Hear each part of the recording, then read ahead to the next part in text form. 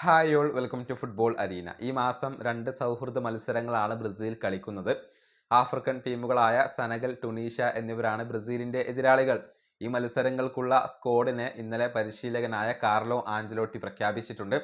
Super താരങ്ങളായ Neymar junior, Filipe കൂട്ടിഞ്ഞോ എന്നിവർക്കൊന്നും ഈ ഒരു ടീമിൽ ഇടം നേടാൻ കഴിഞ്ഞിട്ടില്ല. ബ്രസീലിന്റെ സ്ക്വാഡ് നമുക്കൊന്ന് പരിശോധിക്കേണ്ടതുണ്ട്.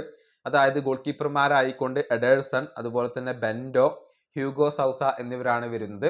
ഇനി ഡിഫൻസിന്റെ കാര്യത്തിലേക്ക് വരുമ്പോൾ സെന്റർ ബാക്കുമാരായിക്കൊണ്ട് Gabriel Magalhaes, Marquinhos, Eder Militao, Fabricio Bruno എന്നിവർ വരുന്നു. ഇനി വിംഗ് ബാക്കുമാരായിക്കൊണ്ട് കയോ ഹെൻറിക്കെ, അലക്സാൻഡ്രോ, അതുപോലെ തന്നെ Juba, Wesley, Paulo Henrique, Danilo എന്നിവരാണ് വരുന്നത്.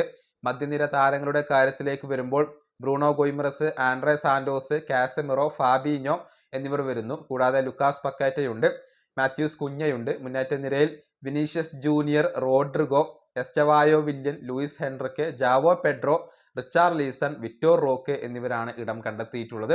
വിറ്റോർ റോക്ക് തിരിച്ചെത്തി എന്നുള്ളത് എടുത്തു പറയേണ്ട കാര്യമാണ്.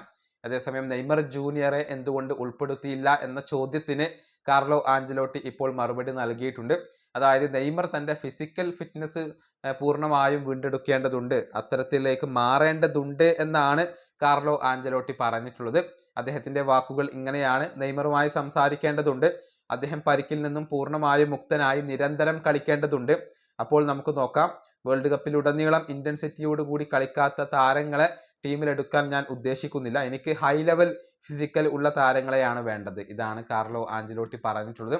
അതായത് നെയ്മർ ജൂനിയർ തൻ്റെ ആ ഒരു ഫിസിക്കൽ ഫിറ്റ്നസ് പൂർണ്ണമായും വീണ്ടെടുക്കേണ്ടതുണ്ട്, അത്തരത്തിലുള്ള താരങ്ങളെയാണ് വേൾഡ് കപ്പിൽ വേണ്ടത് എന്നാണ് ഈ പരിശീലകൻ വ്യക്തമാക്കിയിട്ടുള്ളത്. ഏകദേശം 2 വർഷക്കാലത്തോളമായി നെയ്മർ ജൂനിയർ ഇപ്പോൾ ബ്രസീലിന് വേണ്ടി കളിച്ചിട്ട് ഇനിയിപ്പോൾ മാർച്ച് മാസത്തിൽ മാത്രമാണ് ബ്രസീൽ കളിക്കളത്തിലേക്ക് എത്തുക. അപ്പോഴേക്കും നെയ്മർ ജൂനിയർക്ക് തൻ്റെ ആ ഒരു ഫിസിക്കൽ ഫിറ്റ്നസ് പൂർണ്ണമായും വീണ്ടെടുക്കേണ്ടത് അനിവാര്യമായ കാര്യമാണ്. ഈ വീഡിയോ അവസാനിപ്പിക്കുന്നു. അടുത്തൊരു വീണ്ടും കാണാം.